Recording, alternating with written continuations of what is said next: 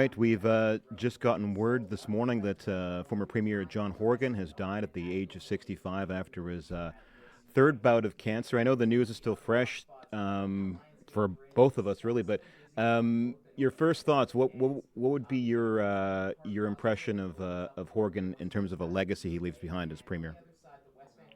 It's a great question, and it's one where we can really focus on his contributions to both the province of British Columbia, but also the NDP as a governing party here in the province as well. And I think we can talk about how his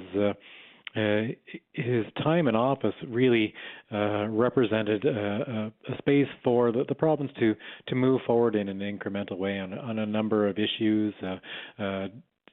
But I think in many ways, looking from the perspective of 2024, he represented a kind of style of politics which I think we see less of in a polarized environment, where he presented himself as just an authentic person that people resonated with, it seems, from across the political spectrum. And I think his place in politics in no small measure was to provide that kind of bonding glue between what we now see as increasingly polarized sides of a political spectrum.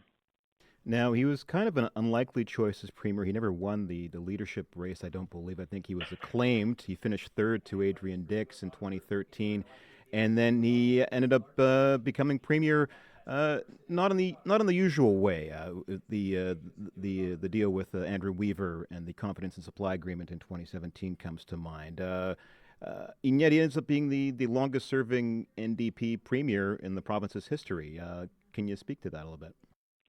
Yeah, I think there is a sense that he really succeeded in the job because he didn't really seek out the job in the way that many career politicians do. I think he found himself in a position where there wasn't anyone else standing up for the position of leader in the mid-2010s, after the NDP had suffered a series of losses, including the heartbreaking loss in 2013. And so putting himself forward, he wasn't doing so as part of some kind of calculated political play. It was just doing what needed to be done when no one else was willing to step forward for the party. And I think that sense of simply doing the job because it was the job in front of him, not because it was part of some sort of career ambition. I think that really came through, and it shone through in a number of the choices that he made when he did come into the leadership, looking for ways to work with the Greens on that confidence and supply agreement. And of course, playing politics, I don't want to turn him into a saint. He also broke that confidence and supply agreement in 2020 to seek out that majority, which he won, and has put the NDP in the position that they now find themselves. And so I think that's an important part of his legacy as well. Another part of his time in office that can't be ignored, and he was Premier for almost 5.5 years, was the province's management of the COVID-19 pandemic, along in concert with Provincial Health Officer Dr. Bonnie Henry. How do you think his role in that will be remembered?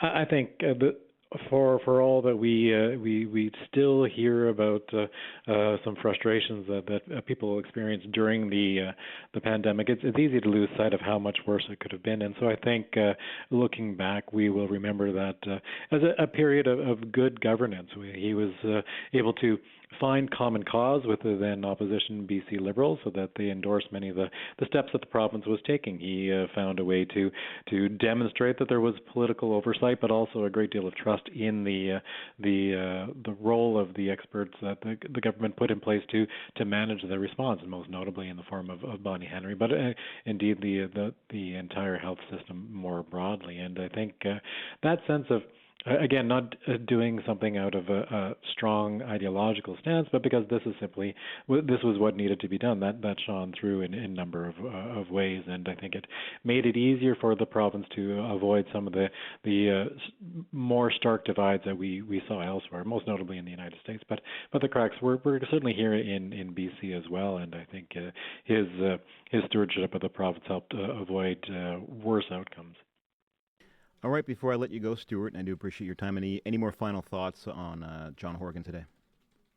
I think it is worth reflecting when we find ourselves in that really polarized space that we seem to be in. That there are other ways to move forward as a province and as political parties. I think it is one of the notable quips about John Horgan is that he was the perhaps the rightmost member of the NDP caucus. He was somebody who looked to build bridges, not governing simply from the center and expecting everything to fall his way, but representing the parts of the province that we don't often hear from in the rural BC and the islands and so forth. And I think we would do well to remember some of those aspects of his legacy as well. We do have a lot more that brings us together than divides us, and we can find ways to bring that into our politics as well.